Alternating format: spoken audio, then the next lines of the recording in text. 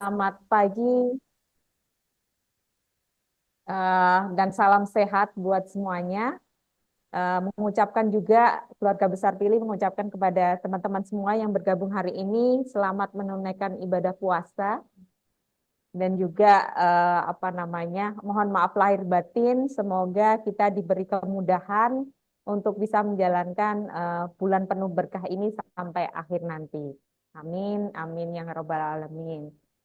Baik, Bapak Ibu semuanya, sambil sebelum kita nanti mulai untuk apa namanya diskusi gitu ya, kita nanti akan menayangkan apa namanya, bukan pretest sebenarnya, tetapi mengukur kepemahaman kita semuanya terkait dengan tema diskusi pagi ini.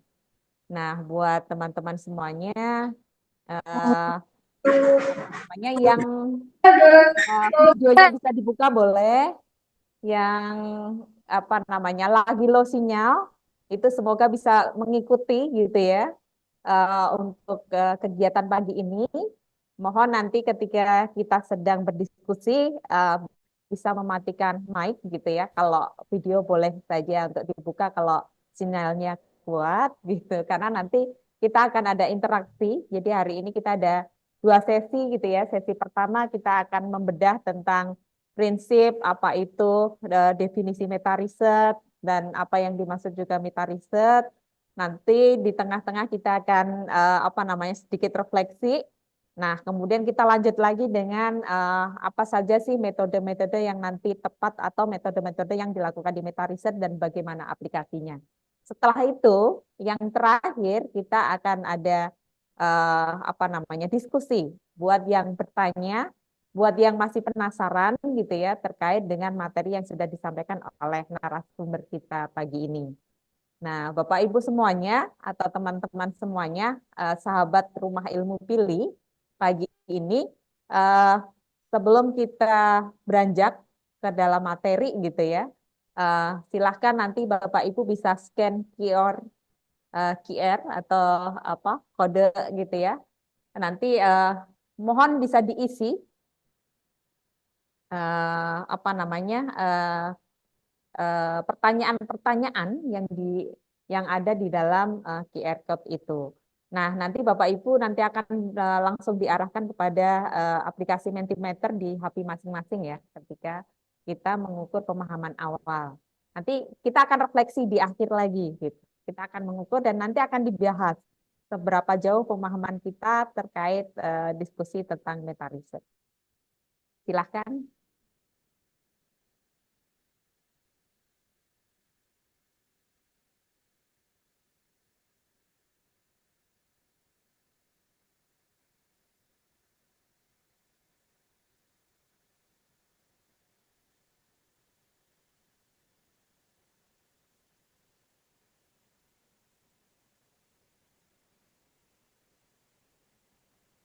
Mm-mm.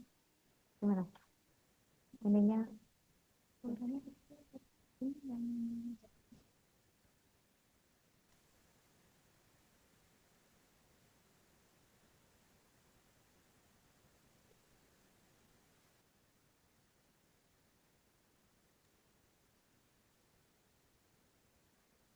Yang baru bergabung, eh, mohon bisa diisi kuis awal gitu ya, kuesioner awal kita untuk mengukur pemahaman kita semuanya terkait tema diskusi pagi ini.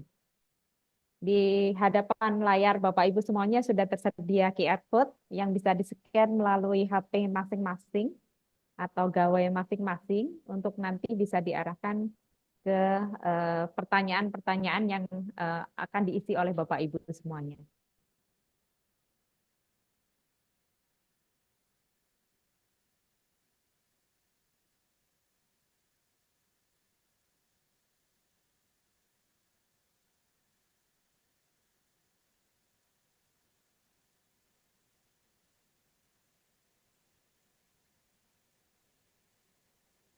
Bapak Ibu, jika ada yang kesulitan untuk mengakses QR code di kolom chat, sudah dituliskan oleh panitia tentang linknya, jadi bisa langsung diklik saja untuk bisa menuju aplikasi Mentimeter yang ada.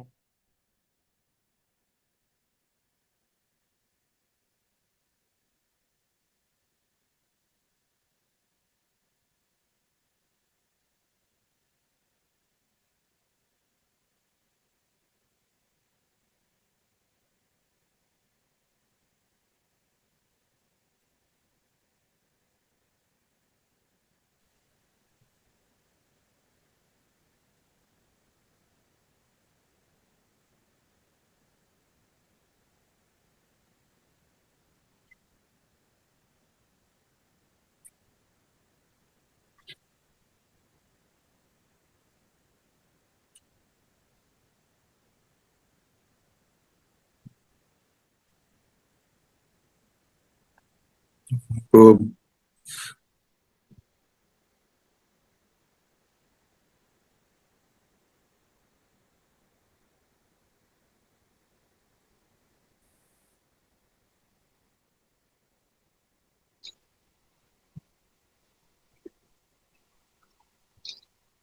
Mas Arif Nur,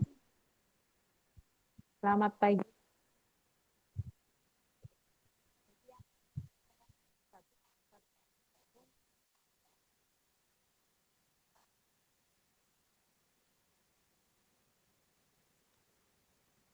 Selamat pagi.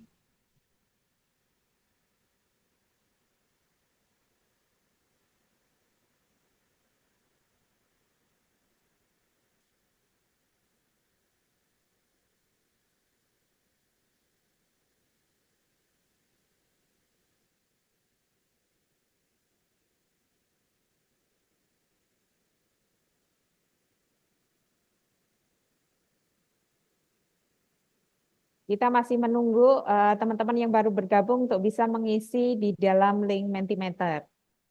Silakan Bapak Ibu yang belum mengisi bergabung di dalam link Mentimeter untuk mengisi bukan pretest ya, tetapi mengukur pemahaman kita semua terkait metode kita pagi ini atau bahasan kita pagi ini tentang meta research. Mas Rio Hanziko, Bapak dosen, selamat pagi. Semoga sehat-sehat selalu di Jogja. Ada Kang Usep juga di Cibodas. Ada Pak Supriyatno. Selamat pagi juga. Mas Rauf, apa kabar Mbak Panti, Mbak Nurina? Pak Karnain, selamat pagi semuanya. Eh,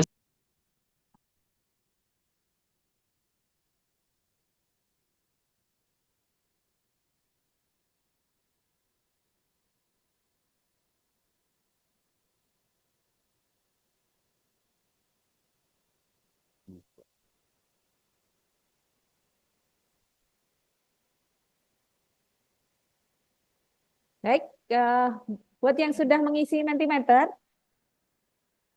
kita tutup dulu. Nanti bagi yang belum, yang baru bergabung nanti bisa mengisi melalui link gitu ya di kolom chat. Kita sudah bagikan linknya di kolom chat, Bapak Ibu semuanya. Jadi kita akan mulai di sesi pertama karena ini ada kegiatan diskusi santai mengisi rumah ilmu pilih. Jadi kita tidak yang resmi-resmi amat gitu ya. Biasanya ada sambutan, kita sambutnya adalah selamat pagi dan selamat datang semua di apa namanya diskusi webinar Rumah Ilmu Pilih pagi ini. Baik, kita panggil saja narasumber kita pagi ini. Teman-teman mungkin sudah familiar gitu ya, siapa saintis kita pagi ini yang mengulik eh, apa angan-angan kita gitu ya terkait dengan meta riset gitu. Nah, kita panggilkan Kang Agus Mulyana. Buat teman-teman yang sudah familiar bisa bersapa-sapa juga lewat layar, bisa. Assalamualaikum warahmatullahi wabarakatuh. Waalaikumsalam warahmatullahi wabarakatuh. Pak, teman-teman semua. Gimana Kang kabarnya pagi ini sehat? Alhamdulillah, ini udaranya mendung, tapi wajah Mbak Epo cerah banget ya. Jadi webinarnya jadi cerah. Amin. Gitu. Jadi pagi ini kita akan mendengarkan apa ya sharing berbagi pengalaman Kang Agus gitu ya. Selama berapa tahun kan? Pagi ini nih Kang, kalau bicara soal saintis gitu, dedikasi itu soalnya. Jadi penelitinya hampir Hmm, ya 40 tahun lebih. 40 tahun lebih ini. Buat Tapi teman-teman. benar-benar melakukan penelitian mungkin paling 10% dari 40 tahun. Yang lainnya 10%. main barangkali ya. Ya.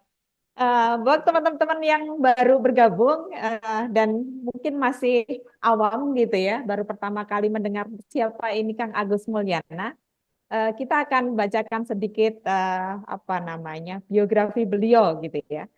Kang Agus Mulyana ini lahir di Bogor, di Jawa Barat tentunya pada tahun 1960, makanya udah 40 tahun lebih ya Kang ya. Kemudian sejak 85 itu bekerja di sektor kehutanan di Indonesia dan 10 tahun sebagai peneliti di KIKLHK, lalu 15 tahun juga sebagai peneliti di Pusat Penelitian Kehutanan Internasional atau SIFOR di Darmaga. Nah, ini yang dekat-dekat kampus IPB nih pasti biasa melewati SIFOR gitu ya.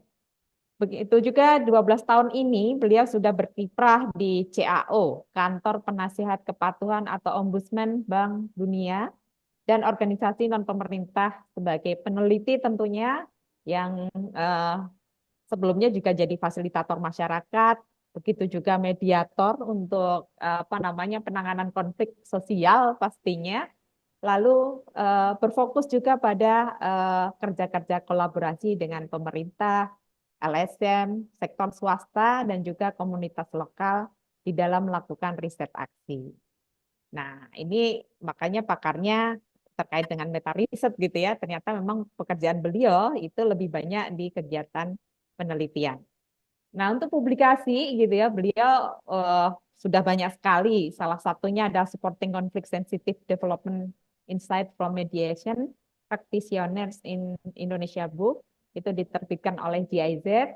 Lalu ada Sengka Sengkata Book atau buku gitu ya, yang diterbitkan oleh CRUI PECSD Jakarta. Lalu ada Ruang Adaptif, Refleksi Penataan di kawasan konservasi. Ini diterbitkan oleh Ditjen KSDAE KLHK Jakarta pada tahun 2019. Lalu ada juga kegiatan melepas belenggu konflik atau buku gitu ya, judulnya Melepas Belenggu Konflik tentang penanganan konflik dalam pengelolaan Taman Nasional Tesonilo. Ini diterbitkan oleh WWF Rio tahun 2012. Lalu juga ada Merangkul Lawan Menjadi Kawan. Ini riset aksi penanganan konflik kehutanan dan transmigrasi di Papua. Ini publikasinya SIFOR pada tahun 2009. Nah, beliau juga apa namanya mbahnya gitu ya, atau pakarnya atau suhunya di dalam kegiatan belajar sambil mengajak atau ini terkait isu perubahan sosial dan pengelolaan sumber daya alam yang diterbitkan oleh SIFOR tahun 2008. Nah, teman-teman mungkin di sini juga banyak yang menjadi peserta share learning-nya antara Pili dan SIFOR dari kurun waktu 2005 sampai 2011. Ada 12 serial share learning waktu itu yang mungkin di sini juga banyak teman-teman waktu itu juga ikut gitu ya, terlibat di dalam berbagai tematik kegiatan share learning. Nah, siapa sih Kang Agus saat ini gitu ya? Beliau adalah Ketua Dewan Pembina Pili sampai sekarang, lalu juga Ketua Dewan Pembina Yayasan Las Roiba, YIN La Roiba sampai sekarang. Kemudian juga pernah menjadi anggota gugus tugas multipihak di Jen KSDAE waktu itu 2018 sampai 2020 di kegiatan penanganan konflik sosial. Lalu ada juga anggota Pokja Nasional Perhutanan Sosial dari 2017 sampai sekarang mendampingi Pak Supriyanta dan Bambang Supriyanta dan teman-teman di BPSKL gitu ya. Lalu ada anggota dan pendiri Forum Komunikasi Kehutanan atau FKKM. Kita nggak meragukan lagi, memang kerja-kerja beliau di penelitian sudah banyak gitu ya terkait dengan kegiatan-kegiatan riset maupun kegiatan-kegiatan kelola sosial. Nah, nggak panjang lebar lagi, Kang. Pagi ini kita akan belajar terkait dengan meta riset. Tapi mohon maaf kalau teman-teman webinar biasanya kita presentasi gitu ya. Tapi karena ini hari dan bulan puasa gitu ya, kita akan mencoba diskusi interaktif saja gitu biar bisa membangkitkan apa namanya penasarannya teman-teman semua yang ada di ruang webinar ini. Nah, Kang Agus, kita bicara soal meta riset. Apa itu sebenarnya meta riset? Mainan atau makanan seperti apa ini meta riset gitu ya? Silakan, Kang Agus. Itu pertanyaannya membangkitkan rasa lapar. Pas puasa ya. Makanan apa ya? Ya sebelum ke meta riset, saya ingin menguji dulu ya. Ya. apakah benar saya berada di rumah ilmu pilih? Kalau kita lihat rumah rumah ilmu Iya. sebagai sebuah bangunan ilmu barangkali ya, itu pasti ada fondasinya kan. Iya. Dan fondasinya ini kan eh, ya pastilah ada infrastruktur lunak berupa nilai-nilai, berupa prinsip ya, berupa norma dan seterusnya. Iya. Kemudian dari fondasi itu ada tiang-tiang mungkin ya. Bisa jadi tiangnya sangat kokoh untuk apa namanya, untuk mendirikan sebuah bangunan lah ya. Nah, biasanya tiang ini adalah alat bantu untuk menguji ya. Misalnya tiang pertama itu biasa kita kenal dengan validitas kan, untuk memunculkan sebuah sintesa, sebuah kesimpulan, sebuah ilmu pengetahuan, tapi juga ada objektivitas dan ada reliabilitas ya. Barangkali ada tiang-tiang lain, kira-kira yang sering digunakan dalam sebuah rumah ilmu adalah validitas, objektivitas, dan reliabilitas itu. Barulah ada atapnya ya. Komplit gitu ya kan ya. Atapnya di apa? Di atapnya atap genteng atau apa. Tapi yang jelas atapnya itu bisa jadi sekumpulan data-data yang dikelompok-kelompokkan menjadi sekumpulan informasi kan. Dan kalau udah ada sekumpulan informasi-informasi, itu dikasih konteks, lalu kemudian dianalisa, muncullah sebuah sintesa atau kesimpulan-kesimpulan. Baik sintesa untuk menjawab hipotesa maupun sintesa untuk memperkuat sebuah tesis kan. Kira-kira seperti itu ya. Iya. Jadi bangunan itu. Nah, di atas genteng biasanya ada, orang Sunda sih bilangnya susuhunan ya. Susuhunan itu terus dibilangnya jadi sunan. Sunan jadi unan. Kakek itu dibilangnya unan. Susuhunan itu adalah mahkota dari sebuah bangunan ilmu. Makanya guru besar biasanya disebutnya memakai mahkota keilmuan ya. Itu namanya susuhunan dari sebuah bangunan rumah ilmu gitu. Nah, meta riset itu sendiri sebenarnya tidak ya, tidak jauh dari proses-proses keilmuan itu ya. Yang disebut meta riset itu penelitian di atas penelitian. Baik, jadi kalau misalnya tema penelitian di atas penelitian adalah ketelitian para peneliti, maka judul meta risetnya adalah penelitian tentang ketelitian para peneliti dalam melakukan penelitian. Rumit nggak Bu ini? Kita bedah satu-satu ini kayaknya. Ya sering familiar research on research atau, tetapi namanya juga meta research. Pasti ada analisa tingkat kedua dari sebuah proses penelitian. Baik proses maupun metodenya. Dan yang paling penting adalah meneliti hasil-hasil dari sebuah penelitian yang telah dilakukan. Itulah yang namanya meta riset kan. Dan kita tahu bahwa meta riset ini dikembangkan sejak abad 20 ya. 20-an lah menurut beberapa tulisan ya. Tapi kenapa ini berkembang pesat? Karena memang sejalan dengan makin banyaknya kegiatan-kegiatan penelitian yang dibutuhkan di dalam aja sih kalau nggak ada berbagai bentuk pendekatan dan justru gue tuh ngasih contoh ke teman-teman. Nah, saya ingin menekankan bahwa posisi meta riset itu sebenarnya adalah tadi ya, analisis tingkat kedua lah Betul. gitu, dari suatu penelitian, dan ini sangat penting karena memberi manfaat untuk membangun pemahaman yang lebih mendalam, Mbak Eva. Ya, lebih komprehensif, lebih lengkap lah, ya. Dan juga untuk bisa memahami seberapa efektif proses penelitian itu dilakukan, berapa efektif metode yang digunakan, diaplikasikan, dan bagaimana hasil riset itu bisa memberi manfaat ya untuk secara optimal bagi pengembangan kebijakan, bagi pengembangan program berikutnya dan seterusnya lah.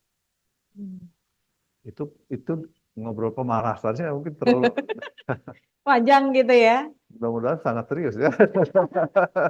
Ya, Bapak Ibu, bagi yang nanti masih penasaran atau tadi sempat nge-lag gitu ya, nanti kalau ada yang tidak jelas, mohon bisa dituliskan pertanyaannya gitu di kolom chat ya, sebelum nanti juga diberikan waktu untuk diskusi di akhir sesi. Jadi Bapak Ibu yang nanti berasa sinyalnya tiba-tiba hilang, kok tahu-tahu merangkum riset gitu ya, itu biasanya karena kita buy online gitu biasanya ada yang lag gitu. Itu bisa dituliskan pertanyaannya di apa namanya kolom chat. Nah, Kang Agus, tadi kan dari mulai apa itu meta riset, lalu kemudian berkembang pesatnya meta riset itu sudah 20 tahun ini gitu ya. Lalu juga pentingnya meta riset itu sendiri gitu ya. Nah, sebenarnya tujuan-tujuan pendekatan meta riset itu digunakan untuk apa ya, Kang? Iya, kalau secara umum dari meta riset ya, kita belum masuk kepada meta riset aksi ya, Betul. masih meta riset ini. Tujuannya kan sebenarnya merangkum ya, Ya. mengumpulkan berbagai macam bukti-bukti untuk melihat hubungannya antar berbagai variabel-variabel ya. Ya.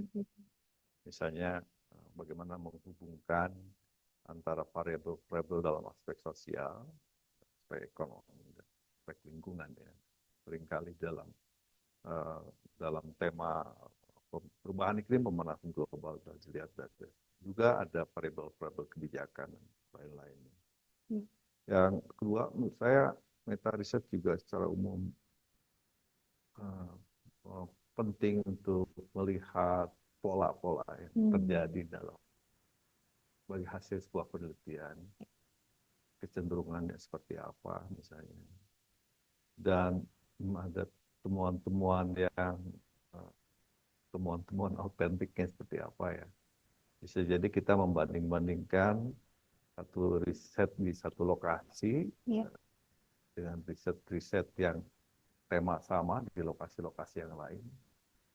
Itu ada upaya-upaya misalnya mengeneralisasi, menemukan pola-pola, tapi bisa jadi juga menemukan hasil-hasil yang sangat autentik yang berbeda dengan Iya, Kang Agus kayaknya suaranya rada sedikit gitu ya, karena ada beberapa yang merasa suaranya itu tidak terdengar gitu, terlalu lembut gitu kan. Oh gitu ya. Jadi lebih terdengar apa jantung saya atau bagaimana? Tetapi meta riset juga sebenarnya penting untuk mengukur dan menentukan efektivitas dari intervensi yang kita lakukan ya. Misalnya Mbak Eva ini seringkali mengembangkan berbagai program sebagai satu bentuk intervensi, dan kita ukur efektivitas intervensi itu seperti apa misalnya. Dan meta riset juga sangat penting untuk melihat dua hal, misalnya homogenitasnya seperti apa dan heterogenitasnya seperti apa. Kira-kira gitu Mbak Eva. Iya. Bagaimana suara saya sudah mulai buka puasa? Baik, teman-teman, suaranya cek-cek sound gitu ya. Sudah kedengaran suara Kang Agus, narasumber kita. Takutnya nanti sudah di tengah-tengah ini ya, materinya tidak runtut gitu. Sudah, terima kasih Mbak Nurina. Jadi tujuan meta riset tadi banyak yang disebutkan Kang Agus, ada merangkum bukti, mengidentifikasi pola dan kecenderungan, lalu Betul, mengukur efektivitas intervensi gitu ya. betul. Kemudian mengidentifikasi kesenjangan pengetahuan dan juga mengukur heterogenitas hasil. Nah, Ya, ya. tadi disebutkan juga Kang Agus, meta riset ini adalah riset dalam riset gitu ya Kang. Jadi ini memang muaranya itu banyak. Jadi akhirnya bisa merangkum bukti, bisa mengidentifikasi pola gitu ya, Kang ya. Iya, iya, iya. Nah, kalau bicara soal apa namanya contoh tadi tujuan, kalau kita Ya, bicara metode, Kang, di iya, iya. meta riset gitu ya, kira-kira eh, apa namanya jelasnya seperti apa? Misalnya kita tuh lagi ada program penanaman nih, gitu ya. Hmm. Nah, itu biasanya analisis kedua gitu di penelitian penanaman itu ada di mana? Ya, tergantung program yang kita lakukan ya. Ya. Tetapi tema kita sekarang adalah meta riset aksi atau Ya. meta action research ya. Jadi pertanyaan pertama adalah apakah program itu eh, menggunakan pendekatan riset aksi ya. Hmm. Jadi kita tahu bahwa riset aksi itu suatu ya banyak terjemahannya ya, Iya, atau betul. banyak definisi dari riset aksi. Ya. Tapi yang paling mudah saya pahami adalah ini sebuah proses spiral dari 3 langkah penting ya, yaitu perencanaan yang mencakup kajian, pengenalan situasinya, yang kedua adalah tindakannya, dan ketiga adalah bagaimana mencari fakta-fakta tentang hasil dari tindakan itu atau dampak dari tindakan itu. Oke. Jadi ada ada kajian di Ya, dalamnya, ada pembelajaran, ya kira-kira seperti itu kan. Itu riset aksi. Pertanyaannya kalau dipilih sih kan itu udah jam terbangnya udah luar biasa tinggi ya, menggunakan riset aksi itu, bahkan saking tingginya lalu tidak kelihatan riset aksinya gitu. Ada di mana gitu Ada ya. di mana gitu ya. Sehingga kalau saya melihat itu sudah terinternalisasi di dalam setiap kawan-kawan para aktivis lingkungan dipilih ini ya.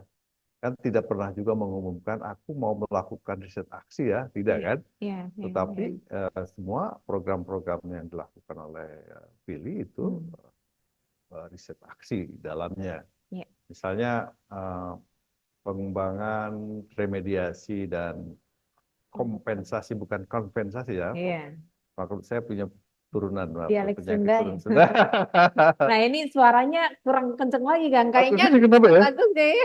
Gimana ya? Suaranya harus lebih kencang lagi ya. Boleh, Sebentar ya, boleh Bapak Ibu. dikencengin. Saya udah berteriak padahal nih.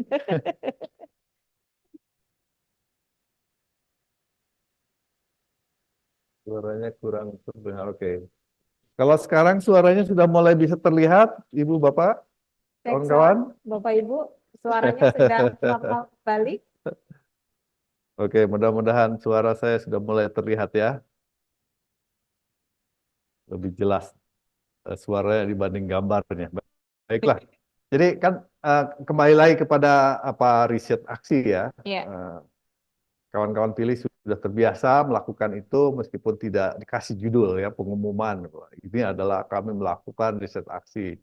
Misalnya yang saya pelajari bagaimana kawan-kawan pilih membantu sebuah perusahaan atau beberapa perusahaan mengembangkan program RACV ya, remediasi dan kompensasi prosedur kan, Iya. bagi perusahaan-perusahaan yang diberi kesempatan untuk memperbaiki ya, karena itu remediasi di kawasan konsesi HGU-nya, perkebunan sawit, dan juga atau kompensasi di luar kawasan HGU-nya, kira-kira seperti itu. Itu saya lihat kawan-kawan pilih juga menggunakan proses-proses action research atau riset aksi gitu ya. Mulai dari kajian awal, baik itu kajian awal tentang apa HCV-nya, kajian awal mengenai luka ya, apa namanya, tata guna lahan dan seterusnya. Dan kemudian ada upaya-upaya untuk membangun sebuah perencanaan bersama dengan berbagai pihak, melaksanakan berbagai kegiatan dan ada evaluasi, ada monitoring dan seterusnya. Itu adalah bagian-bagian penting dari riset aksi ya, meskipun tidak dibilang atau tidak dituliskan sebagai sebuah riset aksi. Nah, ini penting ya karena kawan-kawan pilih demikian panjang pengalaman menerapkan riset aksi ini untuk apa gitu. Dan pasti ada pengalaman masa lalu ya, ada latar belakang mengapa memilih riset aksi di dalam mengembangkan program yang sekarang selain RACP juga ada nature based solution ya, pengembangan NBS dan juga result based payment ya. NBS dan RBP di dalam mitigasi dan adaptasi perubahan iklim pemanasan global ya. Dan itu menarik. Semuanya pakai action research kan dalam itu gitu loh. Nah, ada alasan-alasan yang sering disampaikan oleh para ahli kenapa action research itu penting. Yang antara lain, selalu saja ada kemungkinan hegemoni ya, keilmuan dari pihak-pihak tertentu dan menegasikan local knowledge ya, atau pengetahuan-pengetahuan yang dimiliki oleh masyarakat ya. Sepertinya yang punya hak mengatakan tentang kebenaran sebuah ilmu itu adalah orang-orang yang orang luar lah gitu ya, dari perguruan tinggi terutama ya, yang bergelar baik bergelar akademik maupun bergelar bangsawan barangkali ya, atau apalah gitu.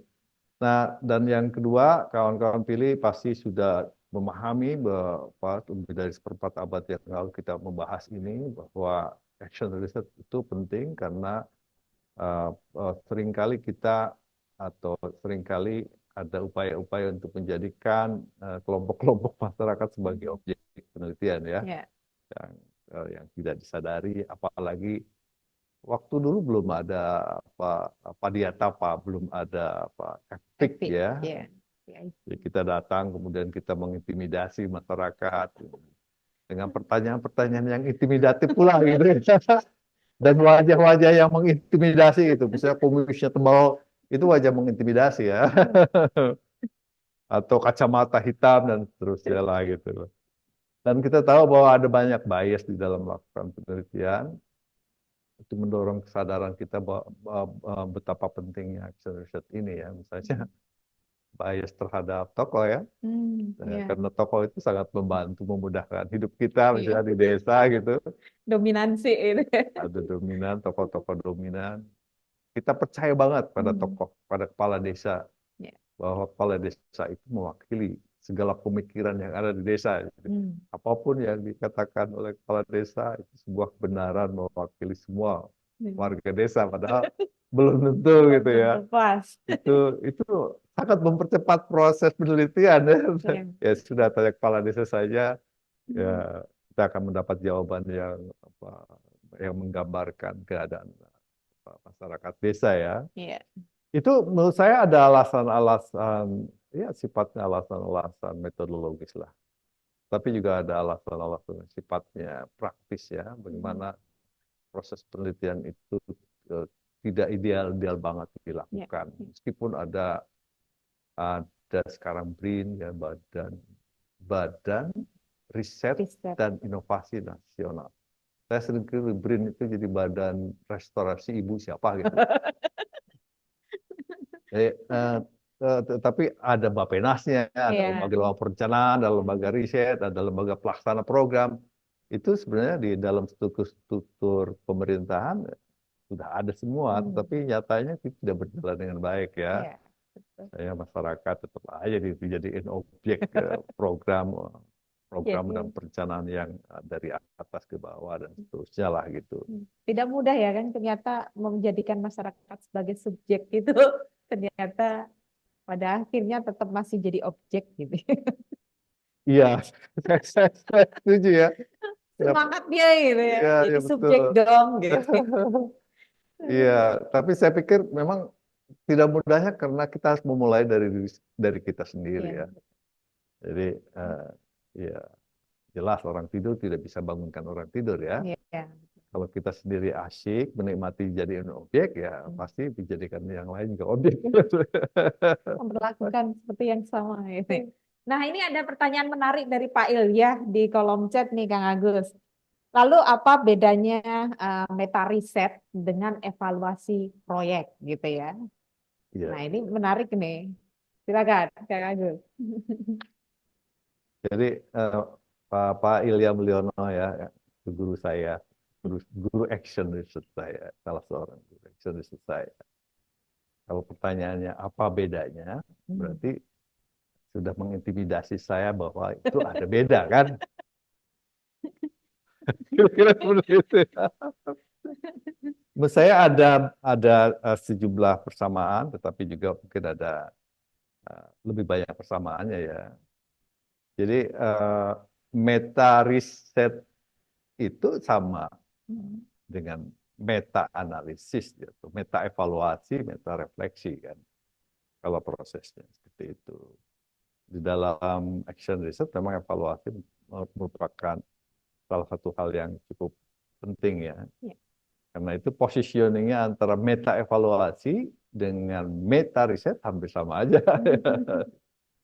Dan menariknya ini Pak Ilya bahwa misalnya di dalam program RACP atau NBS atau result based payment yang kita belum punya pengalaman RBP ya, baru akan dilaksanakan ya. Di dua program ini bahwa meta evaluasi itu pada umumnya sudah dilakukan tapi secara terinternalisasi dalam sebuah proses program ya. Misalnya di akhir tahun ada evaluasi, ada refleksi. Jadi pertanyaannya apa sih yang dievaluasi dan apa yang direfleksikan ya. Yang dievaluasi, yang direfleksikan, yang dimeta-risetkan adalah prosesnya kan. Prosesnya seperti apa? Apakah prosesnya mendekatkan kepada pencapaian tujuan misalnya. Itu pertanyaan meta riset tuh. Dan bagaimana metode yang digunakan? Apakah metode yang digunakan cukup efektif mencapai tujuan-tujuan dari sebuah riset aksi ya? Lalu kemudian bagaimana hasilnya? Kira-kira ada proses yang di riset ya, ada metode yang digunakan, ada hasil, ya. Seperti itu.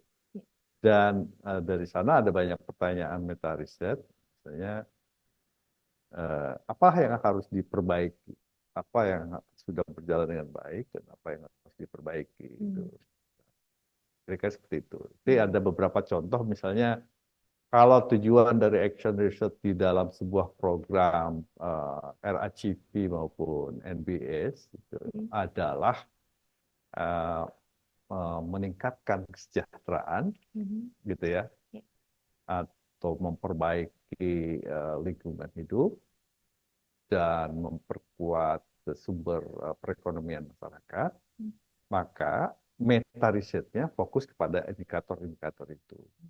Sebagai contoh dalam aspek sosial, misalnya, apakah benar ada perubahan pengetahuan, perubahan pemahaman masyarakat terhadap tujuan-tujuan RACP atau terhadap tujuan-tujuan penanaman pohon. Seringkali ya penanaman pohonnya sih tidak diperdebatkan, tapi justru yang diperdebatkan adalah tujuan dari tanam pohon. Mengapa sih aku harus tanam pohon ya? Mengapa ini kiri kanan sungai yang dibutuhkan di dalam remediasi itu harus direhabilitasi dengan penanaman berbagai jenis pohon. Pohonnya diatur lagi, misalnya harus pohon ini, pohon itu. Apalagi misalnya ada jenis-jenis pohon tertentu yang daya serapnya cukup tinggi. Gitu Pak Ilya. Iya, Nah, tadi Mbak Rita menanyakan contoh. Nah, barusan Kang Agus juga memberikan contoh gitu ya, terkait dengan misalnya di kegiatan sosial gitu, di kegiatan penanaman, itu kita bisa menggunakan meta riset itu untuk mengukur perubahan pemahaman masyarakat gitu ya, salah satunya. Nah, tunggu dulu, nanti habis ini kita akan lebih serius lagi gitu ya, Kang. Tapi karena kita sudah 1 jam gitu ya, hampir 1 jam, Ya. 45 menit lah ya, Oh, gitu ya. Tapi menunggunya sampai 1 jam kan. Jadi teman-teman kita akan ice breaking sebentar, boleh dibuka layarnya. Bang Anto, selamat pagi Bang Anto. Jenggotnya makin panjang ini. Jadi kita bisa buka layarnya teman-teman. Kita akan ice breaking karena apa namanya habis ini kita akan serius lagi gitu ya terkait dengan apa namanya metode, prosedur, contoh aplikasi gitu terhadap perubahan iklim. Jadi kita akan menggerakkan badan kita atau menggerakkan wajah kita. Eh, Tolong bisa di apa namanya dimunculkan di layar gitu ya Bapak Ibu. Kita akan bersenam sedikit. Mau senam jari boleh seperti saya gitu ya. Atau mau apa namanya senam mulut sambil karena ini puasa tidak bisa kunyah-kunyah gitu ya. Atau bisa berdiri gitu ya. Silahkan Bapak Ibu yang mau berdiri juga bisa gitu.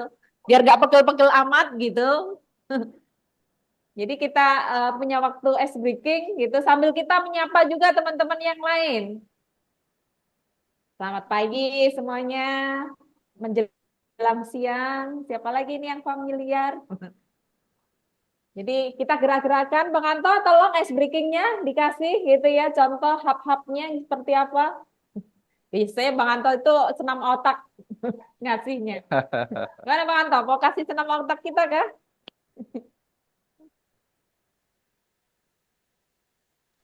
Lagi nggak ada otaknya nih, makanya ikut training. Ayo, mau kasih kita kuis atau kita kasih tebak-tebakan sambil kita menggerakkan apa namanya badan atau jari kita gitu Bang Anto? Apa bedanya fitnah dan fitness? Ayo, teman-teman ada yang bisa menjawab apa bedanya fitnah dan fitness? Dapat hadiah ya Bang? Buku atau apa ini hadiahnya? Hadiah nanti dapat sedekah dari saya. Alhamdulillah. Ayo teman-teman, ada yang bisa menjawab apa bedanya fitnah dan fitness? Nah, ini guru-gurunya ada di sini nih yang biasa kasih tebak-tebakan yang kayak begini nih. Ada Kang Agus, ada Pak Ilya gitu. Ada yang mau jawab? Boleh. Serius ini kuisnya nih. Nanti dikasih panitia hadiah ya. Abang mau pilih? Hadiahnya apa tadi? Kurma ya? Oh, hadiahnya kurma dan sedekah dari Bang Anto. Kurang tepat. Fitnah mematikan, fitness menyehatkan. Kurang tepat. Kurang tepat. Fitnah Fit. mematikan, fitness menyehatkan. Ada lagi jawabannya, teman-teman yang lain? Fitnah kejam, fitness kecil. Nah, itu benar. Yeay. Nah, ini pemenangnya ada Nuri nih dari Jogja, Oke. toh. Mbak Nuri Saya dari kasih sedekah terbaik saya pagi ini adalah senyum. lumayan ini ya. Beda tulisannya. Oh iya, betul ya, beda tulisannya. Betul, betul, betul. Bagus sekali itu. Oke, kita simpan lagi pertanyaan bonus dari Bang Anto nanti ya. Selain fitnah dan fitness, kita akan masuk di sesi kedua. Ini Kang Agus terkait dengan yang meta riset itu tadi. Iya, iya. Gimana Pak Boy? Nah, Apa yang mau dikait-kaitkan? yang dikaitkan ini kalau di judul, meta riset itu kan dipakai untuk respon perubahan iklim. Ya. Nah, contoh nyatanya seperti apa nih? Contohnya ya, Iya, Pak, ya. Oke, katakanlah cerita dulu, ilustrasi dulu ya. iya, Misalnya ada sebuah perusahaan, perusahaan induk iya, punya anak-anak perusahaan perkebunan sawit iya. yang konsesinya mencapai kurang lebih 300.000 hektar. di beberapa provinsi di Indonesia ya. Dan perusahaan sawit ini kemudian kena sanksi kan. Ya. Sanksi. Sanksinya antara lain berupa tanggungan karbon kan. Karbon dan kemudian eh, eh, eh, oleh katakanlah RSPO ya. Ya. Oleh RSPO ditetapkan melalui skema RACP ya, remediasi dan kompensasi prosedur lah. Jadi remediasinya di dalam konsesi HGU perkebunan sawit ya, gitu kan? Yang oke, remediasi yang di dalam dan kompensasi di luar kawasan HGU-nya, begitu ya? Betul. Nah, kemudian si perusahaan ini meminta bantuan pendampingan dari pihak ketiga.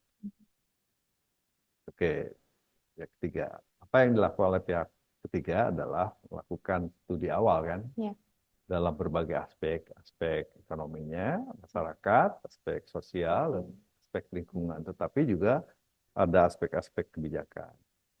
Nah, proses penetapan sanksi dan seterusnya itu juga melalui proses kajian tuh ya. Bisa jadi kajian kualitatif dan kajian kuantitatif ya, karena harus mengukur tingkat emisi karbon dan seterusnya, itu harus diukur benar-benar. Nah, tetapi kemudian si pihak ketiga yang dimintai bantuan oleh perusahaan itu melaksanakan sebuah program dengan menggunakan atau mengaplikasikan action research atau riset aksi ya di kawasan konsesi HGU-nya perkebunan sawit dan di luar kawasan HGU perkebunan sawit gitu ya. Nah, pada sisi yang lain perusahaan ini ternyata juga memiliki konsesi restorasi ekosistem. Ini satu grup perusahaan. Sehingga sebenarnya perusahaan-perusahaan konsesi restorasi ekosistem itu bisa mencukupi kebutuhan tanggungan karbon oleh si perusahaan sawit ini gitu ya. Tanggungan emisi gitu ya. Tanggungan emisi karbonnya sekian ratus ribu ton misalnya harus ditanggung oleh perusahaan ini. Tapi yang menarik proses action research-nya yang dilakukan oleh si pendamping dari perencanaan ya. Ada perencanaan pelaksanaan bersama dan antara kelompok-kelompok masyarakat dengan kelompok perusahaan itu, tetapi juga ada pemerintah kabupaten, pemerintah provinsi kan di dalam terlibat, dan bahkan ada KLHK ya di dalam proses pelaksanaan RACP ini gitu. Nah, kemudian setahun berjalan maka program RACP ini dimetarisir. Apa yang dimetarisir? Contohnya adalah ini. Saya kasih contoh tentang boleh ditayangkan konstruksi kesepakatan dan pemahaman dari para pihak mengenai tujuan-tujuan penanaman pohon. Karena kegiatan-kegiatan RACP itu adalah di belakang sebelumnya, mohon ditayangkan konstruksi skenario-nya dulu. Nah, ini dia. Karena pada dasarnya program RACP itu adalah sebuah tindakan-tindakan yang lebih konkret, menanam pohon, merehabilitasi, memperkaya berbagai jenis tanaman begitu ya. Tetapi juga ada patroli bersama kan, patroli partisipatif dan seterusnya. Ini kita akan melakukan meta research untuk memahami apakah mereka memiliki kesepakatan tentang tujuan-tujuan penanaman pohon dan apakah ada atau setinggi apa tingkat pemahaman mereka setelah setahun berjalan ya proyek itu. Maka ada kemungkinan 6 skenario skenario pertama adalah mereka sepakat, tetapi kedua belah pihak, baik kelompok masyarakat maupun perusahaannya sebenarnya tidak memahami bahwa mereka sepakat ya. Skenario yang kedua adalah oke, sepakat, ya lumayan lah masing-masing pihak memahami, diukur tingkat pemahaman seperti apa. Dan yang ketiga, ini barangkali satu skenario yang paling ideal. Mereka sepakat, tapi mereka juga paham kenapa mereka bersepakat di dalam menanam pohon dengan intervensi teknologi tertentu dan jenis-jenis pohon dan seterusnya begitu ya. Ada skenario lain seperti misalnya apa namanya skenario paling buruk barangkali ya, tidak sepakat dan sudah tidak sepakat tidak paham juga. Itu paling buruk gitu. Nah kita lihat nih, kita mengukurnya dengan meta research ini. Maka mari kita kasih contoh, ada sedikit hitungan-hitungan yang ya tidak terlalu rumit ya. Mungkin kalau di bulan puasa menjadi lebih rumit, mohon di pada berikutnya. Nah, mengukur tingkat kesepakatan dan kesepahaman di antara dua kelompok masyarakat dan kelompok perusahaan A dan B ya. Yeah. Jadi menurut kelompok menurut kelompok perusahaan, menurut penilaian perusahaan, tujuan penanaman pohon itu urutan pertamanya adalah untuk memperbaiki lingkungan. Dan terusnya urutan tujuan yang kedua adalah pemanfaatan yang berkelanjutan bagi semua pihak, terutama hasil hutan non kayu ya. Dan yang ketiga adalah pengembangan ilmu pengetahuan dan teknologi, terutama teknologi-teknologi yang ramah lingkungan seperti pemanfaatan energi air dan terusnya. Yang keempat adalah kesejahteraan petani dan 5 pembangunan ekonomi sampai ke-7 pengembangan industri. Itu menurut kelompok perusahaan. Tapi menurut kelompok masyarakat, urutannya adalah perbaikan lingkungan itu ada di urutan yang ke-6, bukan urutan pertama. Pemanfaatan berkelanjutan itu di urutan yang kedua. Nah, urutan yang pertama menurut mereka adalah identitas sosial. Kalau tidak ada pohon, maka aku tidak bisa dibilang orang sini. Kalau apalagi pohon-pohon tertentu yang sangat dibutuhkan oleh adat ya, itu identitas sosial ada di situ. Nah, dari dua penilaian ini, kemudian kita cari selisihnya, kan? Selisih antara perusahaan dan kelompok masyarakat. Untuk melihat apakah mereka punya kesepakatan di dalam mengurutkan tujuan-tujuan penanaman pohon ya. Begitu ya. Yeah. Oke, misalnya mari lihat perbaikan lingkungan. Ternyata perbaikan lingkungan itu selisihnya besar sekali ya. Yeah. 5 kan. Iya, betul. Termasuk juga identitas sosial. Itu selisihnya 5. Jadi selisih tertinggi ada di 2 tujuan. Perbaikan lingkungan dan industri. Kalau di jumlah selisihnya ada 14. Maka untuk mengetahui seberapa persen tingkat kesepakatan dua kelompok ini di dalam mengurutkan tujuan-tujuan penanaman pohon, kita harus mencari selisih maksimalnya. Selisih maksimalnya sudah dihitung, itu jumlahnya 24, maka 14 per 24 kira-kira 58% ya, kurang lebih ya. Jadi tingkat kesepakatan kelompok masyarakat dan perusahaan dalam mengurutkan tujuan-tujuan penanaman pohon ada 58%, ya masih menengah ya. Yeah. Tidak rendah-rendah amat, tapi ya wajar saja kita itu dibahas bersama-sama ya dengan semua kelompok, dengan perusahaan dan dengan masyarakat. Oh, ini tingkat kesepakatan ada nih baru mencapai 58 nih. Ini tahun pertama, mudah-mudahan pada tahun berikutnya ini targetnya berapa persen akan kita bersepakat dalam soal apa pengurutan tujuan penanaman pohon itu bisa berubah-ubah. Sementara memang tujuan dari apa namanya program ini adalah pohon itu hanya sebagai alat bantu kan, Iya, betul. sebagai alat bantu untuk membangun kesepakatan di antara perusahaan dan kelompok masyarakat sebagai perekat aja ya, sebagai sebuah aktivitas yang merekatkan hubungan di antara mereka. Antara lain adalah melalui dengan menumbuhkan kesepakatan-kesepakatan. Kira-kira seperti itu ya. Iya. Kemudian ada tingkat pemahaman. Jadi si A ditebak oleh si B dan si B ditebak oleh A kan? Iya. Maka selisihnya adalah ada 14 ya. Selisih A-nya 14 itu juga 58% kurang lebih.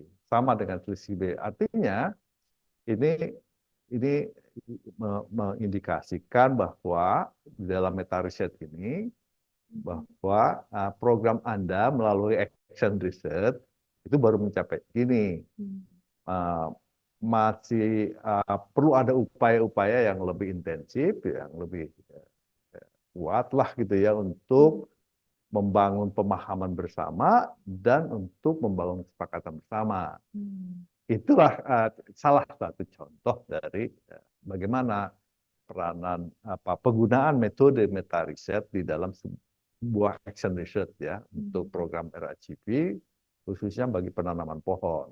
Ini juga bisa diterapkan untuk program-program lain untuk NDF maupun untuk RBP ya, RBP di dalam tematik apa namanya perubahan iklim dan pemanasan global ya. Ada beberapa teknik-teknik lain misalnya yang bisa kita pakai lah yang lebih sederhana dan ingat bahwa tujuan action research adalah mendorong proses-proses apa namanya transformasi ya, terutama perubahan ke arah yang lebih baik dalam aspek sosialnya, ekonominya, dan juga lingkungannya.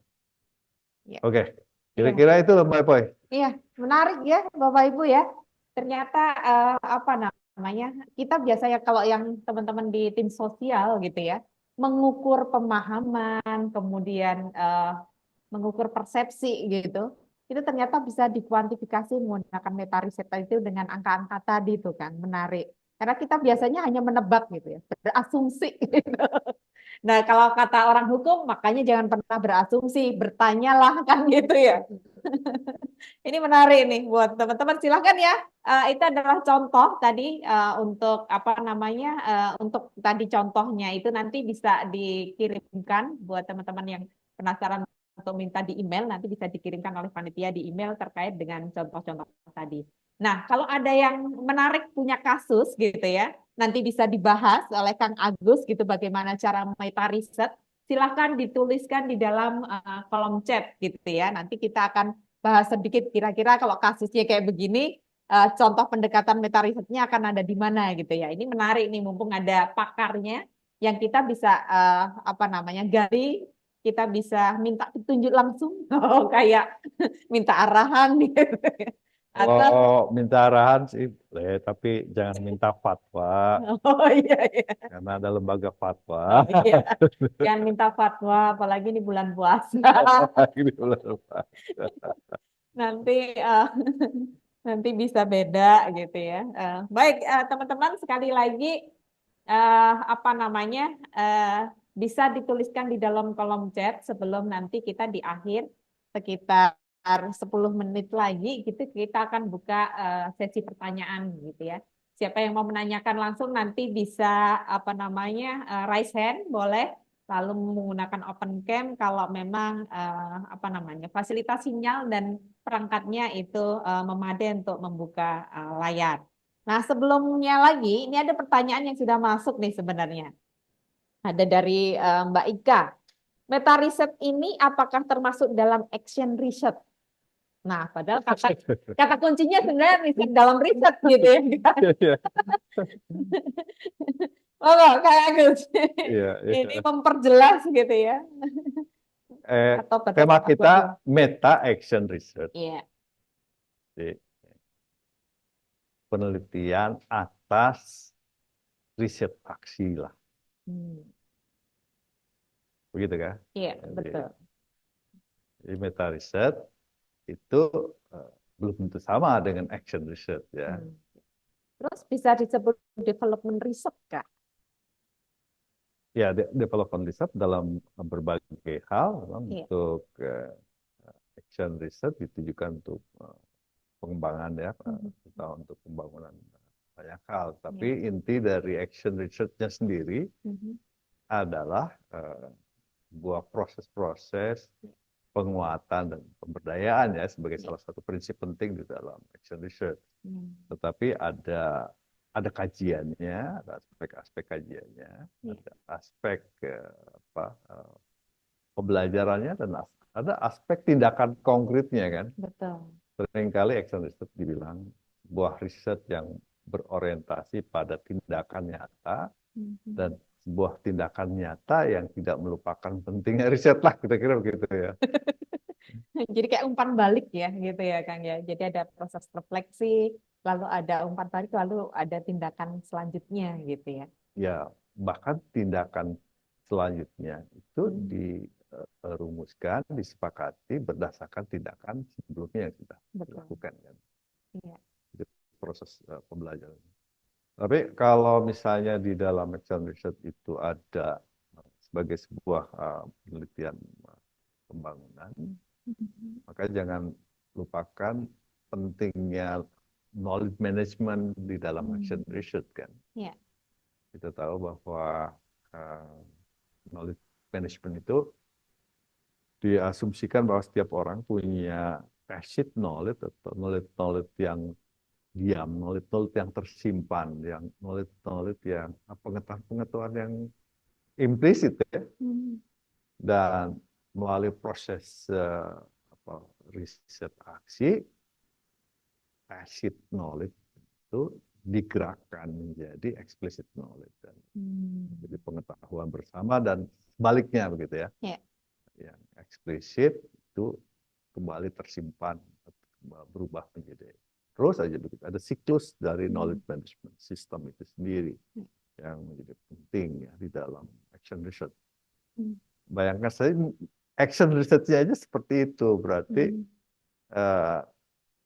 apa namanya, meta action research-nya harusnya prinsipnya lebih kuat dong dibanding dengan action research itu sendiri. Iya. Ya. Iya. Teman-teman, sekali lagi ya, di kegiatan yang kalau kita bilang perubahan iklim tadi, gitu ya, kenapa ini menjadi respon perubahan iklim, gitu ya, karena kita tahu misalnya yang saat ini sedang rame soal perdagangan karbon aja, gitu ya, yang belum selesai di sektor hulu, tapi sudah berjalan di sektor energi, gitu ya, itu ternyata jangka panjang, gitu ya. Kalau kita bicara soal apa namanya aksi mitigasi gitu yang sekarang didaftarkan di SRN gitu, Sistem Registrasi Nasional, itu pun juga jangka panjang. Ada yang apa namanya bisa diperpanjang 7 tahun, bisa diperpanjang 3 kali, dan ada yang 10 tahun bisa diperpanjang 2 kali, Kang. Jadi kegiatannya itu minimal jadinya 20 tahun ke depan gitu ya. Bayangkan Bapak Ibu, kita memulai proses perubahan sosial itu 20 tahun ke depan gitu ya. Jadi jangka apa kegiatan-kegiatan berbasis nature based solution tadi atau nanti bisa beyond gitu ya sampai di aksi mitigasi perubahan iklim termasuk perdagangan karbon itu minimal 20 tahun. Itu waktu yang panjang bagaimana si meta riset ini bisa digunakan tadi mengukur gitu ya. Jangan-jangan kalau cuma 3 tahun gitu ya, pasti sudah selesai programnya gitu, selesai sampai ada komoditas unggulan misalnya tadi ya di ekonomi. Nah ini 20 tahun gitu ya. Bagaimana ternyata kita harus lebih dalam menggali perubahan sosial itu. Begitu juga yang di teknik-teknik FPIC gitu ya kan.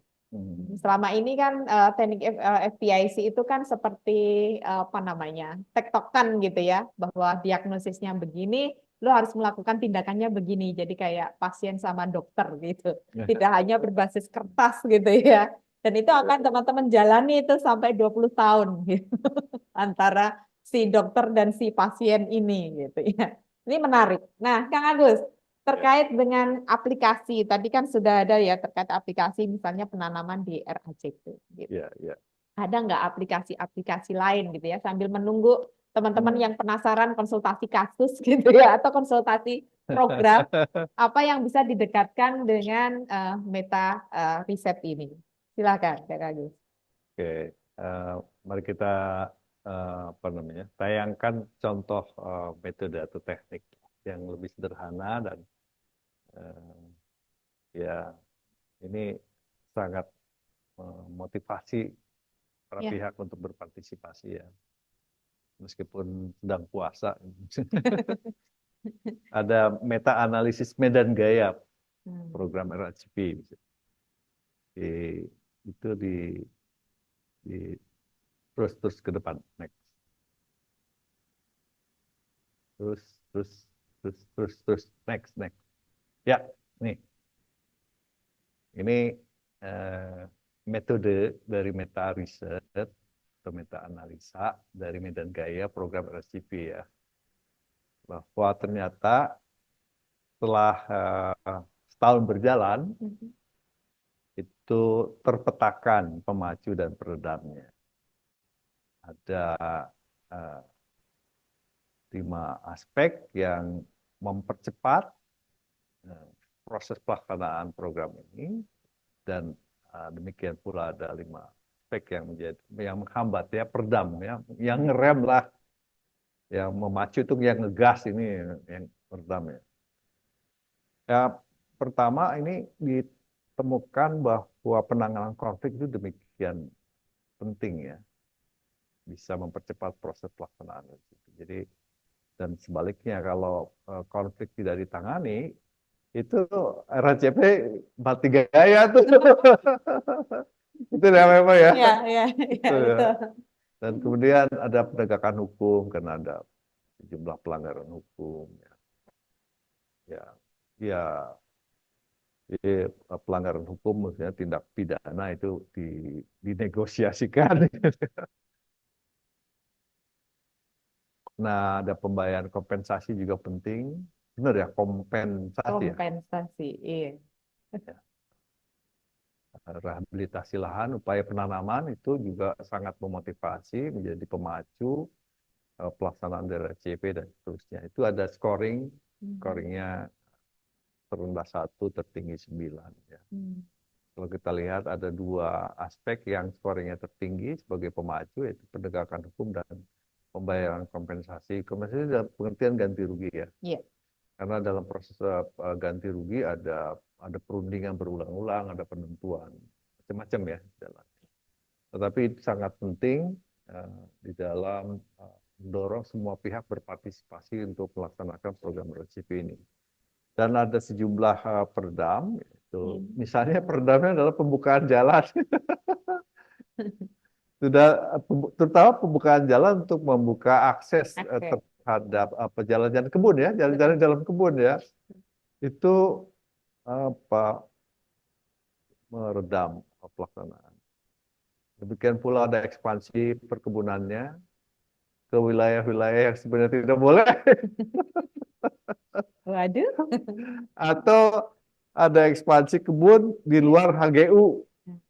Misalnya itu kebun masyarakat, sebenarnya itu lahan masyarakat, tetapi diklaim sebagai wilayah HGU-nya, maka atas nama itu wilayah HGU lalu ada ekspansi penanaman kebun di kebun masyarakat. Ya, konflik lahan juga menjadi peredam, dan ini menurunnya dukungan sosial juga sangat nyata memberi pengaruh pada proses pelaksanaan. Dan pernah ada aksi-aksi protes ya dari kelompok-kelompok tertentu, misalnya karena ada cemburu, kelompok yang lain dapat kompensasi lebih besar. Ya, itu kira-kira ini dalam meta riset ini digunakan. Jadi setelah setahun ditemukan ini, lalu dijadikan bahan untuk evaluasi, untuk refleksi, dan kemudian dijadikan bahan untuk perbaikan ke depan seperti apa gitu. Apakah prosesnya perlu diperbaiki atau metode-metode yang digunakan atau bagaimana agar hasil dari RSCP menjadi lebih baik gitu. Begitu kah? Ini contoh lain dari Ini contoh lain ya, ya, untuk betul. meta-analisa medan gaya Medan program gaya RICP. program. Ini contoh yang dibanding yang kuantitatif tadi, ya kan? Beda metode gitu ya. Iya, iya. Oke. Tapi dalam tema yang sama program RCP ya. Iya. Karena apa namanya RBP kita belum punya pengalaman ya, sedang diproses kan? Sedang proses. Ya, Semoga. Nah, ya. ini menarik buat teman-teman yang sudah punya program di lapangan gitu ya, jangka panjang gitu, atau yang 3 tahun, 5 tahun terkait dengan apa isu sosial atau misalnya program-program pemberdayaan masyarakat gitu ya, itu bisa dituliskan atau bisa nanti disampaikan di apa namanya sesi diskusi. Bentar lagi kita akan membuka sesi diskusi, tapi buat Bapak Ibu yang belum mengisi link daftar hadir, silahkan diisi link daftar hadir yang sudah dibagikan di dalam kolom chat. Silahkan yang baru datang juga, selamat datang di webinar Rumah Ilmu Pilih. Dan Rumah Ilmu Pilih ini kita akan lakukan, semoga bisa berkala gitu ya, dengan menghadirkan narasumber yang juga berbagi inovatif pengetahuan gitu kan, karena memang sampai saat ini beberapa kegiatan kita itu kan selalu berbasisnya juga riset aksi gitu ya, pasti ada pengetahuan-pengetahuan baru gitu yang nanti akan bisa dibagikan bersama kawan-kawan di Rumah Ilmu Pilih. Baik, Bapak Ibu yang sudah mengisi link hadir, terima kasih. Yang belum silahkan mengisi daftar hadir lagi di kolom chat. Nah, Bapak Ibu, kita berikan waktu selama 30 menit ke depan bagi yang mau berkonsultasi, mau bertanya, atau masih penasaran gitu ya, bisa apa namanya raise hand sambil membuka mic dan juga apa namanya layarnya jika memungkinkan. Kita kasih kesempatan langsung berdiskusi dengan ahlinya gitu. Kapan lagi ini? Susah banget menemukan jadwalnya Kang Agus loh, kawan-kawan. Saya memang akhirnya ini saya sangat sibuk menganggur ya. Sibuk menganggur. Udah capek beristirahat. Baik, kawan-kawan, silahkan bagi ada yang masih mau bertanya, kita buka sesi diskusi.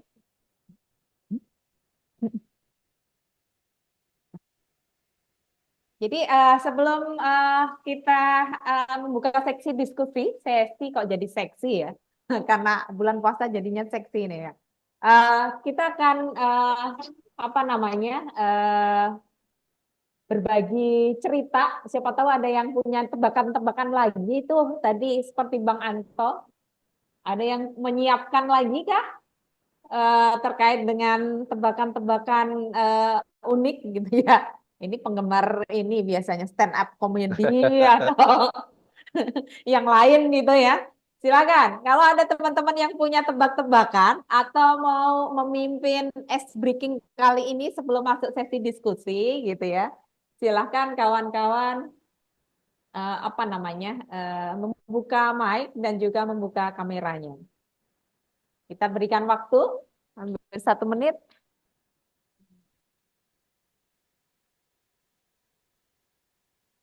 Baik.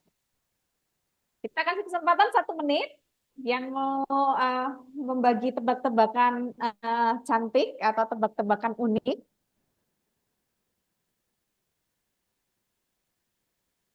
Ada tidak?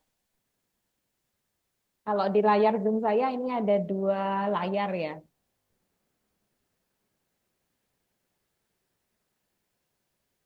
Iya. Kalau tidak ada, sambil kita tidak ada, kita akan apa namanya meminta Bapak Ibu semuanya mengisi QR code yang kedua. Sambil tadi Kang Agus sudah panjang lebar gitu ya, mengungkapkan materi dan lain-lain. Silahkan diisi lagi QR code yang kedua. Jadi ini berbeda dengan yang pertama. Sambil memikirkan kalau ada yang masih ingin ditanyakan.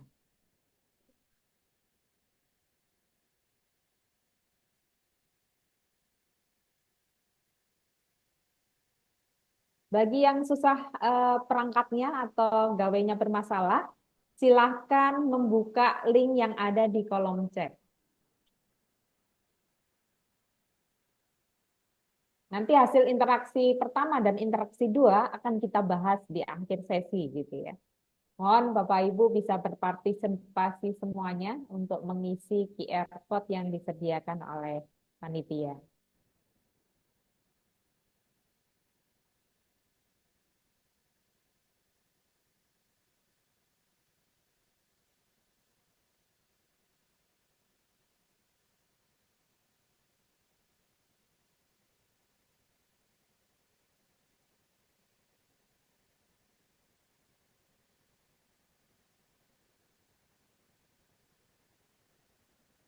Pada penilaian pertanyaan terbaik ya. Penilaian pertanyaan terbaik. Nah, ini Kang Agus yang menilai. Tapi berbaginya apa, Kang? Sedekah bersama. Kan sekarang tuh kalau era perubahan iklim gitu ya, itu sudah nggak cuma sedekahnya bentuk uang, udah sedekah untuk wakaf hutan, Iya, sedekah iya betul. hutan gitu kan. Iya, iya, iya. Mau berani berapa hektar gitu. Iya, iya. Kan pilih juga kerjasama ya dengan Betul. satu institusi untuk Iya, mengembangkan wakaf, iya. wakaf hutan atau apa, wakaf karbon. Iya, iya. Benar-benar. Iya. Iya, beberapa kegiatan pilih salah satunya penanaman itu juga bisa di apa namanya didesain gitu sebagai salah satu objek misalnya untuk lahan edukasi atau sebagai lahan ekowisata agro gitu ya terkait dengan jenis-jenis tanaman yang dipilih oleh masyarakat gitu. Jadi tapi kemudian itu akan didedikasikan nanti tidak hanya untuk menanam tetapi juga untuk kegiatan agrowisata itu dengan 18 kelompok kita di Bantul itu juga masing-masing kelompok itu mendekatkan dengan objek atau apa namanya paket wisatanya mereka. Gitu. Dan ke depan Iya. kalau sudah eh, ada buahnya bisa panen bersama gitu ya itu jadi atraksi wisata gitu. Itu di NBS sudah mulai jalan ya, Iya, nature betul. nature based solution Betul. ya. Sudah mulai jalan kan? Iya. Kecuali di Polu ya, Polu belum Oh ada iya. ya. Kalau untuk kegiatan di perdagangan karbon gitu ya, memang Nah, volume masih belum ya. Prosesnya kalau terakhir itu kemarin di pelatihan Deram gitu, penyusunan Deram, sektor volume itu masih belum ada yang menyetorkan atau menyusun Deram. iya, iya, iya. Karena Masih karena bulan puasa saya puasa juga bertanya mengapa itu terjadi. nanti kita tanyakan. Jadi teman-teman ini Tapi ada dari sektor lain, misalnya dari pengolahan sampah, terus kemudian iya, iya. green energy, itu NBS juga bisa eh, masuk kan? Iya, kalau untuk sektor energi banyak yang sudah masuk, ada 3 yang sudah masuk dan yang sudah masuk di dalam Deran itu salah satunya untuk PLTU, kegiatan PLTU. Ada di Ya. situ beberapa konversi energi dari PLTU itu juga dijadikan sebagai aksi mitigasi gitu. Hmm. Nah, harapannya juga nanti teman-teman akan mulai banyak gitu ya kegiatan-kegiatan yang jangka panjang tadi kan. Karena memang kalau kegiatan aksi mitigasi itu bisa didaftarkan di dalam SRN itu 5 tahun gitu ya ke belakang. Hmm. Itu boleh didaftarkan gitu. Meskipun kita udah punya kegiatan nih 3 tahun, ya udah itu dianggap yang 3 tahun ini udah didaftarkan gitu dari mulai 3 tahun yang lalu. Tapi kalau punya kegiatan yang sudah 10 tahun gitu ya, yang Ya. dihitung ya 5 tahun gitu. Nah, ini perubahan-perubahan sosialnya tadi itu yang harus kuat di dokumen teknisnya gitu. Makanya apa namanya metode-metode yang Kang Agus sharing hari ini nih itu cukup bermanfaat gitu ya untuk kita mengukur perubahan sosialnya, terutama Ya. untuk teman-teman di apa namanya di tim sosial gitu ya, untuk mendokumentasikan FPIC itu sendiri.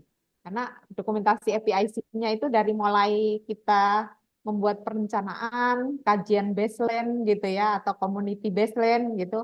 Lalu kemudian dari community baseline itu kita skenarikan sosialnya seperti apa gitu, Ya. intervensinya seperti apa. Nah, nanti yang dituju gitu ya, output misalnya di 7 tahun pertama itu apa atau 10 tahun pertama itu apa. Itu harus Ya. diukur. Kita Jadi, juga harus memikirkan ya iya, bagaimana merancang betul. metode-metode yang lebih tepat, yang lebih relevan dengan Iya.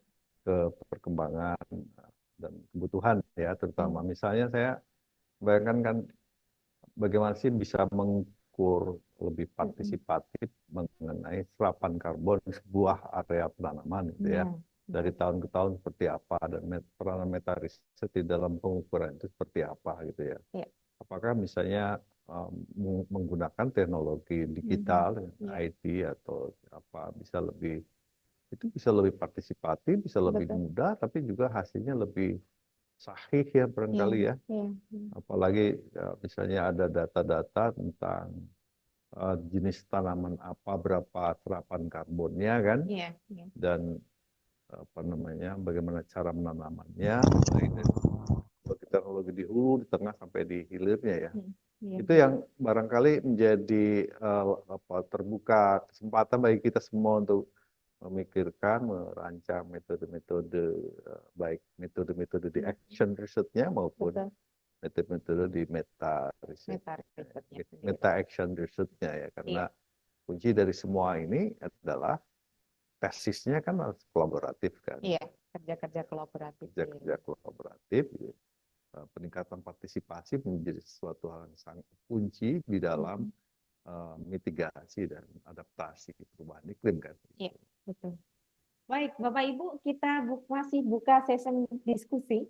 Jika ada yang masih mau bertanya, boleh raise hand dan membuka mic-nya. Ini adalah kesempatan langsung untuk berdiskusi gitu ya dengan narasumber kita hari ini. Silahkan Bapak Ibu.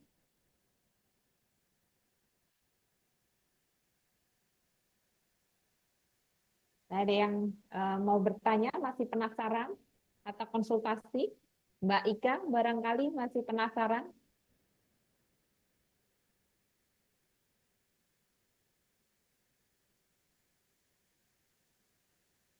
Pak Andi Kevi yang bekerja di Taman Nasional Komodo, barangkali masih penasaran aplikasinya untuk monitoring terumbu karang gitu ya. Kegiatan rehabilitasi atau transplantasi terumbu karang gitu. Dengan komunitas masyarakat yang di Labuan Bajo, boleh Pak Andi. Andi Kevi, ya. Ah, Silakan, Bapak Ibu yang masih mau bertanya, kita masih punya kesempatan waktu untuk bertanya.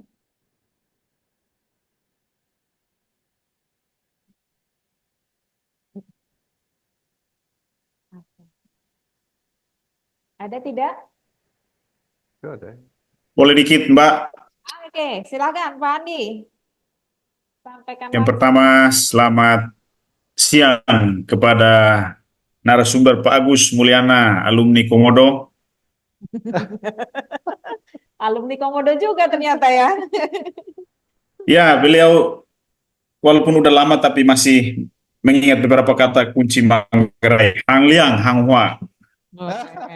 Mantap. Mudah-mudahan tetap sehat, Gus. Amin. Amin, amin. Silakan Pak Andi. Iya, ini. Mohon maaf, Mbak, tadi memang jalannya Zoom ini. Mungkin apa sinyal di Labuan Bajo ya, terlalu jauh dari perkembangan teknologi, jadi kurang menyimak dengan baik. Namun beberapa kami tangkap bahwa akhir-akhir ini memang perkembangan dunia riset itu semakin baik yang berkembang di negara kita. Terus selain berkecimpung di pemerintah, kami juga tentunya mendampingi masyarakat dalam melakukan pendampingan kegiatan-kegiatan di luar pemerintahan. Nah, hal itu juga kami harapkan untuk riset-riset itu, referensi-referensi yang baik dari LIPI atau dari PILI atau LIPI untuk menjadi referensi kuat kami untuk bisa melangkah lebih jauh. Nah, terkait metode-metode yang tadi disampaikan oleh Pak Agus, kami sangat tertarik. Mudah-mudahan baik melalui pemerintah atau yayasan atau NGO atau apapun bentuknya bisa merambah ke Indonesia Timur, khususnya kami di Taman Nasional Komodo bisa dapat bergabung dengan teman-teman untuk bisa mengembangkan semua potensi-potensi yang ada di Labuan Bajo, baik di dalam kawasan maupun di luar atau di desa-desa penyangga. Itu sangat penting. Jadi jujur kami sangat masih minim dengan metode-metode atau referensi-referensi yang sudah teman-teman di Indonesia bagian tengah dan barat itu jauh melangkah. Jadi kami juga mencoba untuk memperkenalkan diri melalui beberapa media dan beberapa perkumpulan atau beberapa yayasan, dan untuk bisa bergabung dengan teman-teman yang ada di sana, baik itu seperti media atau metode-metode baru yang telah disampaikan oleh Pak Agus tadi. Mungkin tidak ada pertanyaan yang lebih ini, Mbak, karena mohon maaf tadi memang suaranya agak tersendat, mungkin karena sinyal di Labuan Bajo, karena cuaca juga sejauh ini masih terus mendung, masih ekstrim. Mudah-mudahan ke depan kami bisa menyimak dengan baik. Terima kasih, Mbak, kami kembalikan. Terima kasih, Pak Andi Kevi. Semangat ya buat yang Labuan Bajo masih mendung. Kang Agus mau merespon kangen-kangenan Iya, dengan saya Andi baru Kevi. ingat Pak Andi Kevi, Hang Liong Hang Soa. 3 tahun kita melakukan penelitian komodo ya di Komodo, Pada dan Rinca itu tahun 90-an. Sudah lama sekali ya. Tetapi tema penelitiannya itu apa namanya, tentang perilaku reproduksi komodo ya. Pak Adi mengikuti beberapa komodo jantan, komodo betina dan seterusnya ya. Jadi ya mungkin juga harus memikirkan bagaimana apa penelitian itu menjadi lebih partisipatif, lebih melibatkan apa, banyak pihak, termasuk kelompok-kelompok masyarakat di kampung Komodo, di Pulau Komodo, Lorenzen. di Pulau Rinca. Kalau Pulau Padar nggak ada ya, dari dulu ya, nggak ada ya, nggak ada. Dan terusnya ya. Senang sekali jumpa kembali Pak Andi, Kevi. Ya masih di Komodo ya. Baik, ada Mas Edo membuka mic. Apakah mau bertanya? Silahkan.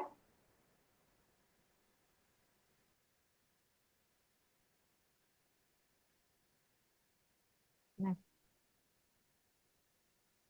ada Pak Edo. Pak Edo, ada yang mau disampaikan? Halo? Kalau tidak ada, kita akan mencoba merespon. Ada Pak Leo dari Fahutan Untan ini. Kang Agus ada di kolom chat ya. Izin bertanya, saya Leo, mahasiswa dari Fakultas Kehutanan Untan. Pertanyaan saya adalah, apa perbedaan systematic review dan meta-analisis? Itu yang pertama. Berhubung semester depan akan melakukan penelitian mengenai burung enggang yang ada di Kalimantan, khususnya di Kalbar. Silakan, Kang Agus. Menarik nih, langsung Iya, pendekatannya ekosistem. Systematic review. Ya, kalau meta action research itu ada review yang sistematis dan kritis ya kuncinya, dan reflektif. Jadi apakah systematic review yang dilakukan oleh Bang Edo ya, Pak Edo ya, Pak Leo. Pak Leo, Ini Pak Leo. itu berpegangan pada prinsip-prinsip dalam action research. Kalau misalnya berpegangan pada prinsip action research, antara lain mengutamakan partisipasi banyak pihak, prosesnya yang inklusif gitu ya. Jelas itu ya sama saja kan dengan systematic review, tetapi kalau systematic review-nya dilakukan secara eksklusif hanya untuk kepentingan peneliti, barangkali itu sangat beda di prinsip pelaksanaannya ya Pak.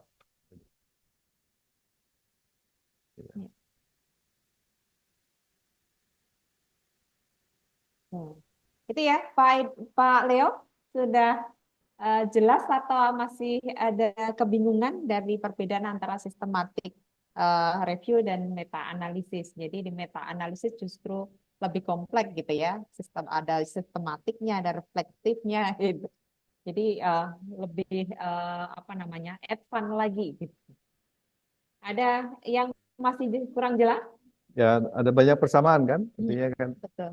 kalau apa namanya systematic review itu pasti apa namanya mereview banyak aspek dan kemudian apa namanya membangun sebuah sintesa yang terintegrasi antara berbagai aspek itu gitu. Misalnya ada sintesa dalam aspek habitat dari burung enggang, itu bagaimana kaitannya dengan sebuah sintesa mengenai populasi ya. Jadi apalagi di dalam habitat misalnya ada niche gitu ya. Nah, itu review sistematiknya harus dilakukan ya melalui proses mengintegrasikan antara aspek-aspek itu.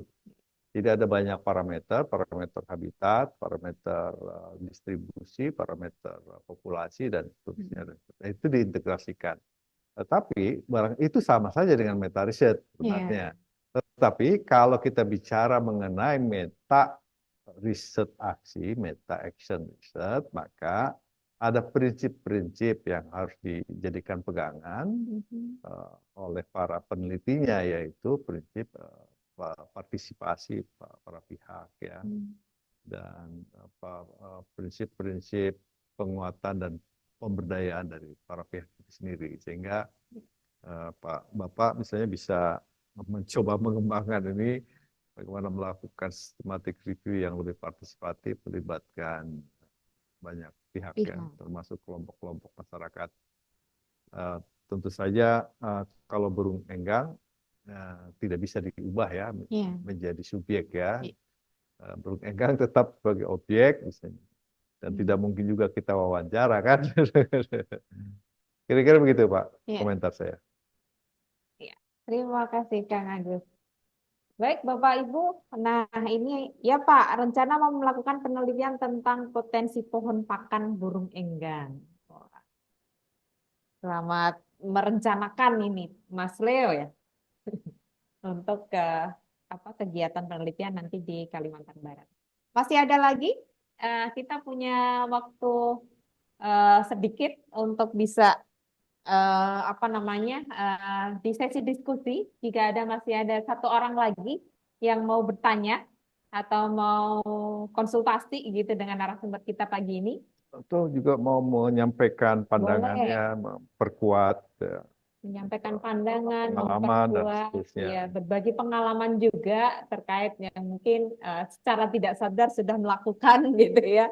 Setelah mengikuti webinar ini baru tahu, oh iya ternyata ada ya gitu penelitian ini di dalam program-program kita di lapangan gitu. Silakan Bapak Ibu. Ada yang mau disampaikan? Kita tunggu. Hitungan 5. Oh. Kalau tidak ada, kita akan membuka hasil interaksi kita yang tadi sudah Bapak Ibu cantumkan di dalam link Mentimeter dari interaksi pertama sampai interaksi kedua. Nanti Kang Agus akan sedikit membahas hasil pengumpulan data kita terhadap pemahaman Bapak Ibu semua di dalam QR Code yang pertama dan QR Code yang kedua. Silakan. Nah, kita sudah nampak di layar kita semua. Jadi di dalam webinar ini pun kita di meta riset loh sama narasumber. Luar biasa ya. Silakan, Kang Agus. Biru itu sebelum webinar ya. Ya. Tingkat pemahaman peserta sebelum mengikuti webinar terhadap 3 hal. Prinsip-prinsip dari meta action research, metode, dan peran dari meta riset aksi atau action riset itu sendiri, gitu ya. Iya.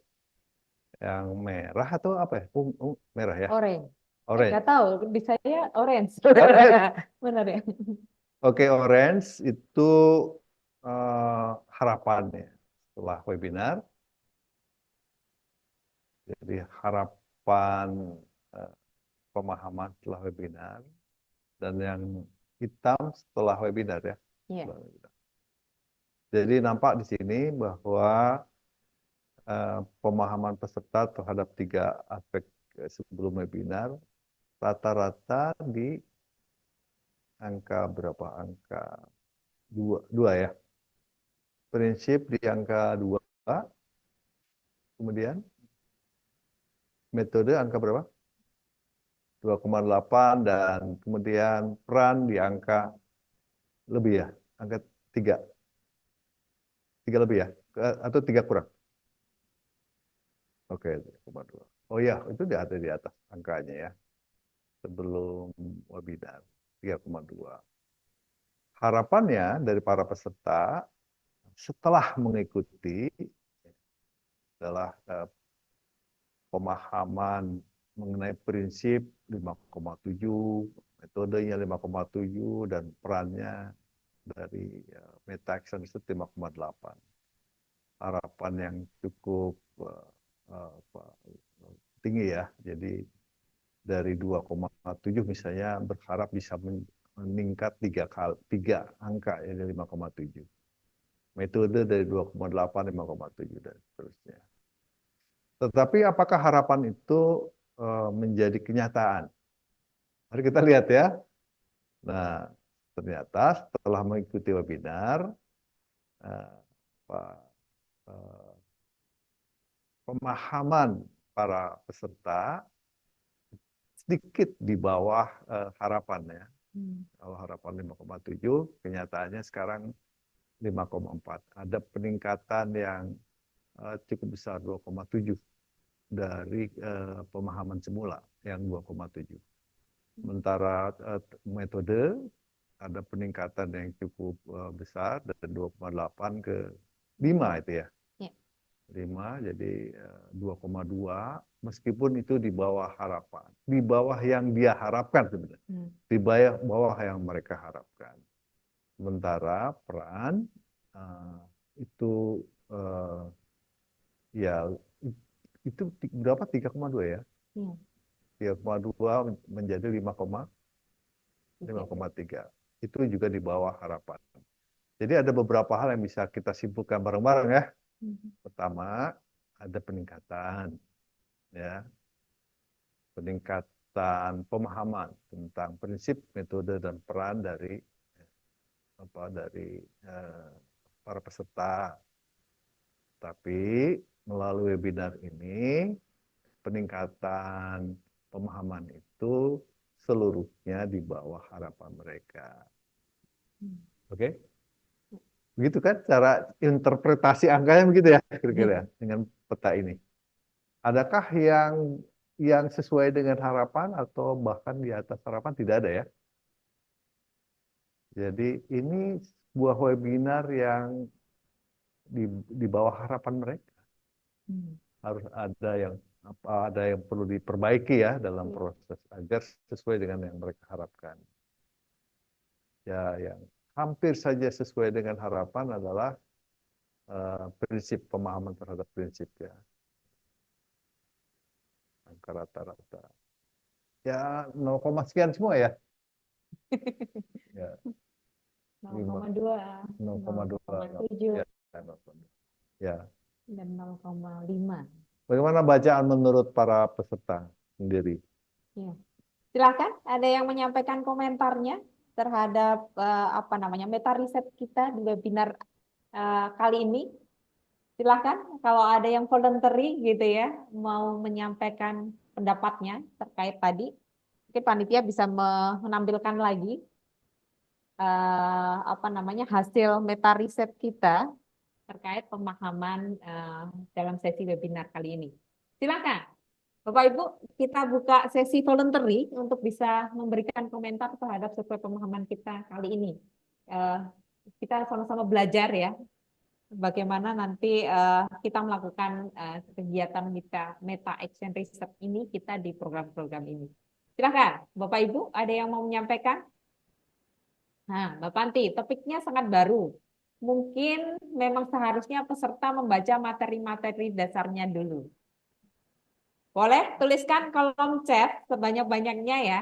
Nah, kalau memang tidak mau bersuara atau kalau ada yang bersuara silahkan. Kita tunggu 2 menit. Silahkan mengomentari. Bapak Ibu semua mengomentari hasil survei pemahaman kita di webinar kali ini. Silahkan dipenuhi kolom chat kita dengan komentar Bapak Ibu semuanya. Jadi ada komentar menarik, itu menunjukkan keberhasilan kawan-kawan pilih dalam menyelenggarakan kegiatan ini. Iya. Membuat peserta penasaran kan? Oh betul. Abis ini kita harus training ini kayaknya kan. Topiknya sangat baru ya. Kita akan membuka training gitu ya, yang tidak hanya sesi 2 jam gitu. Kita akan bedah materinya tidak cuman apa namanya 1 slide PPT gitu, tetapi berbuku-buku gitu. Silakan Bapak Ibu menuliskan komentarnya di dalam kolom chat terkait dengan bacaan Bapak Ibu semua terhadap survei pemahaman peserta mengenai meta riset aksi di webinar kali ini. Silakan Bapak Ibu, kita menunggu hasil tulisan Bapak Ibu semua di dalam kolom chat untuk menjadi evaluasi panitia, juga nanti menjadi tindak lanjut Kang Agus terkait dengan webinar ya. Kalau banyak yang ini kita akan bikin training gitu ya, training Dan khusus. para narasumbernya banyak sekali nih. Nah, itu dia. Pak Anto, Ini Pak Ilya, 60. Pak Andi juga. Silakan Pak Ilya, Bang Anto, Pak Andi.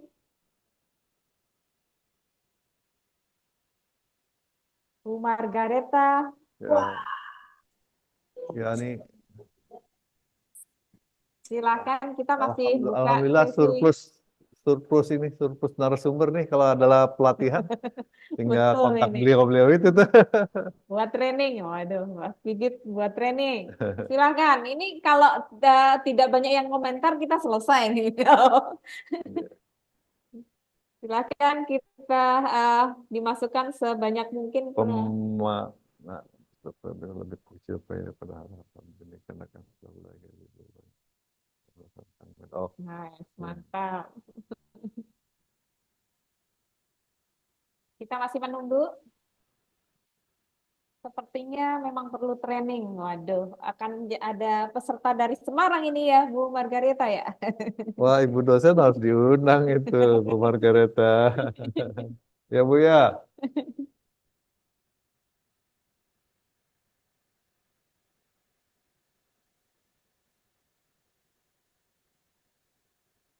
Ikut Pak kalau ada training. Nah, training kalau nggak diaplikasikan nggak pinter-pinter biasanya loh. Maaf, perangkat saya lagi trouble. Ya Bu, tidak apa-apa. Silahkan buat teman-teman yang lain yang masih ada di apa namanya di sesi Zoom kali ini, silahkan dituliskan komentar Bapak Ibu terkait hasil survei pemahaman peserta mengenai meta riset aksi di webinar kali ini. Jadi hasil survei pemahaman peserta ini sudah di-share oleh panitia yang ada di layar Bapak Ibu semuanya.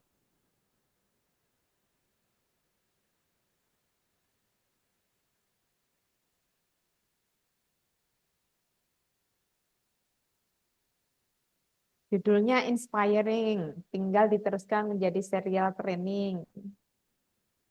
Nah, ini narasumber kedua ini. Ada Bang Anto. Sepertinya ada perlu training meta riset.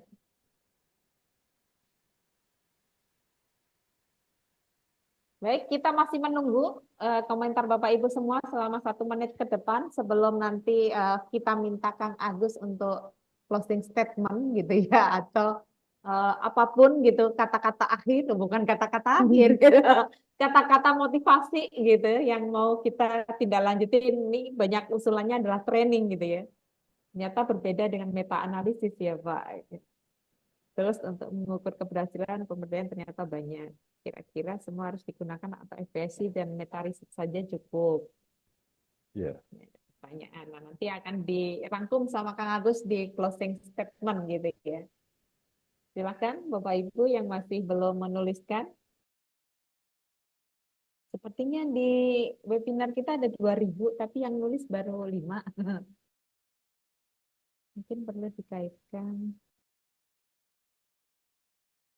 dengan penggunaan atau oleh data dari Big Data. Sebelum webinar hanya ingin berenang di meta riset. Setelah webinar menjadi ingin menyelam lebih dalam. Dalam Puitis. banget ini. Puitis sekali nih, bagus. Jangan lupa alat snorkelingnya ya, Pak Muhammad Pandu.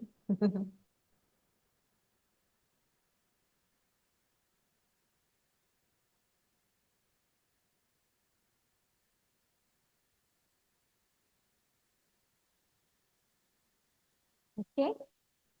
Nah, itu perlu perlengkapan lebih. Iya. Jangan lupa safety guard-nya. Selain alat berenang yang lebih jauh lagi. Baik. Kalau tidak ada lagi, sambil nanti teman-teman masih ada yang menuliskan panjang di kolom chat gitu ya, silahkan Kang Agus bisa membungkus tadi beberapa komentar teman-teman gitu ya, dan juga motivasi apa yang nanti kita kasih, kita berbagi di akhir sesi ini dengan kawan-kawan di Rumah Ilmu Pilih gitu ya. Silahkan Kang Agus. Ya, ini wasiat saya yang terakhir sebelum saya Waduh. dijemput. Maksudnya dijemput sama Grab kan, Oh iya betul. bukan dijemput. Berasa mungkin. Ya, itu ada pertanyaan yang menarik ya. Ini banyak sekali tool, instrumen, alat bantu kerja dalam melakukan riset dan meta riset ya. Termasuk instrumen-instrumen yang digunakan oleh EPIC ya Pak dia, apa? Tapi juga ada instrumen-instrumen lainnya. Nah, menurut saya meta research, terutama meta action research ini sumber metode, sumber tekniknya, bahkan sumber metodologinya bersumber dari sejumlah metodologi yang sudah ada, bersumber dari metode-metode teknik-teknik yang sudah ada, termasuk metode sekarang. Oh, alah. sistem analisis stakeholder. Itu banyak memberi apa namanya kontribusi yang cukup produktif bagi dalam menggunakan atau dalam menerapkan meta riset ini. Baiklah, saya melihat ini sebuah kebutuhan ya. Ini kan skenario jangka panjang, skenario kebutuhan jangka panjang. Bahkan ini ada skenario kebutuhan sampai 100 tahun ya, di mana jangankan 100 tahun, mungkin 20 tahun yang akan datang aja, saya udah habis dimakan cacing tuh ya. Tapi ini ada kebutuhan tentang tenaga-tenaga profesional di bidang perubahan iklim dan pemanasan global, mulai dari hulu, tengah, dan hilir. Misalnya di hulu itu antara lain intervensi berbagai macam teknologi, intervensi termasuk juga intervensi metode-metode kajian yang lebih partisipatif dan metode-metode meta riset aksi itu ada di hulu, intervensi pengukuran karbon misalnya yang lebih partisipatif, intervensi pengukuran daya serap satu spesies pohon yang lebih partisipatif, pengukuran yang lebih cepat juga itu satu inovasi tersendiri yang dibutuhkan ke depan ya. Intinya sementara di tengah ada kebutuhan penting mengenai meta riset khususnya di recording yang dapat memastikan quality control dari upaya mitigasi dan adaptasi perubahan iklim ini. Dan yang kedua adalah memastikan adanya kontinuitas dari program kita, dan yang ketiga adalah memastikan mengenai jadwal-jadwal ya. Karena kita tahu recording ini sangat memberi pengaruh kepada kebutuhan tenaga di hilir, misalnya perdagangan karbon ya, itu adanya di hilir kan. Bagaimana ngemas karbon itu butuh metode, butuh meta analisis juga, bagaimana memetakan pasar karbon itu juga butuh meta analisis. Intinya adalah keterampilan, pengetahuan, keterampilan, dan attitude dari metodologi meta riset ini sangat dibutuhkan, baik sekarang maupun dalam jangka panjang, dalam jumlah yang cukup besar, sehubungan dengan semua negara-negara di dunia fokus dalam melaksanakan pembangunannya kepada upaya-upaya mitigasi dan adaptasi perubahan iklim, begitu kan? Gitu ya. Itulah pesan terakhir sebelum jemput. Keren. Angkutan memang. Itulah salah satu mengurangi emisi ya. Baik, Bapak Ibu, itu tadi closing statement gitu ya, yang diwasiatkan kepada kita semuanya untuk tidak berhenti gitu ya, menggali berbagai kegiatan gitu menjadi sebuah inovasi gitu ya, atau metode-metode yang lebih partisipatif lagi gitu ya. Bahkan ini karena kegiatannya adalah kegiatan jangka panjang yang kita bisa juga terapkan di kegiatan perubahan sosial maupun di ekosistem. Terima kasih banyak Kang Agus sudah mau berbagi pagi ini. Jadi tadi kita tunggu follow up-nya gitu ya teman-teman. Karena tadi ada sekitar lebih dari 5 orang itu menyarankan training gitu ya. Ada harapan yang 0,3 gitu yang belum selesai di webinar kali ini, dan berharap lagi untuk bisa ditindaklanjuti di training selanjutnya. Terima kasih sekali lagi kepada Kang Agus. Kita kasih applause kepada Kang Agus semuanya. Terima kasih pada semuanya. Mohon maaf. Berikan waktu berbagi pada kita semua pagi ini. Nah, buat kawan-kawan semuanya, sebelum kita selesai gitu ya, boleh kita berfoto bersama di pagi hari ini. Udah tidak pagi ya, tapi semangatnya tetap pagi. Ini ada di siang hari, kita sudah mendekati hampir jam 12.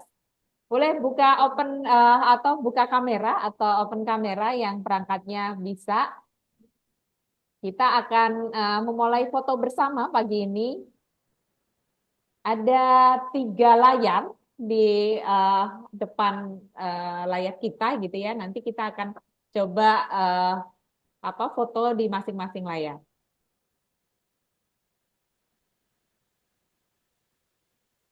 Bapak Ibu yang masih belum membuka kamera, silakan, kita akan ada sesi pagi ini. Kita akan mulai sesi pertama. Di layar pertama, silakan. Pagi gitu ya. Boleh pakai gaya. Jadi biar nggak terlalu lesu, udah tahu bulan puasa, lesu pula gitu ya. Halo, selamat pagi Nadil yang ada di Nabire juga yang jauh. Mas Farid sudah dari ruang dosen, terus sudah naik mobil. Jadi kita sudah berubah aktivitasnya semua dari pagi sampai siang hari ini. Oke. 1, 2, 3 untuk layar kedua. Berikan gaya terbaik Anda, gitu ya, teman-teman semuanya. Mau yang senyumnya paling lebar boleh, gitu ya. Atau matanya paling berbinar, gitu ya, boleh. Oke, kita layar ketiga. 1, 2, 3. Terima kasih semuanya, Bapak Ibu semuanya. Kita kasih applause buat diri kita sendiri karena pagi ini punya semangat untuk belajar lebih gitu ya di saat bulan-bulan puasa, bulan penuh berkah sambil menimba ilmu. Tapi jangan lupa Bapak Ibu setelah ini ketika adzan jangan disangka ini adalah adzan maghrib. Ini masih adzan duhur gitu ya. Jangan lupa. Dan kami juga mengingatkan Bapak Ibu semuanya di bulan depan, mungkin di awal April kita akan ada sesi Rumah Ilmu Pilih yang kedua lagi terkait dengan networking analisis tentang ekosistem hutan, terutama untuk contoh kasus yang ada di Kalimantan. Narasumber kita bulan depan itu direncanakan semoga Allah mengizinkan gitu ya. Itu adalah Pak Idung Risdianto. Jadi pakar hidrologi kita, pakar gambut kita, bahkan pakar energi ekosistem hutan gitu ya. Yang beliau juga dosen di IPB di meteorologi dan geofisika, dan beliau juga aktif di kajian-kajian HCP di beberapa pulau di Indonesia. Jadi jangan lupa catat, nanti menunggu pengumuman dari kita lagi untuk bergabung di Rumah Ilmu Pilih selanjutnya. Baik, terima kasih semuanya. Mohon maaf kalau ada salah-salah kata. Selamat menunaikan ibadah puasa. Mohon maaf lahir dan batin. Wassalamualaikum warahmatullahi wabarakatuh. Waalaikumsalam warahmatullahi Terima kasih.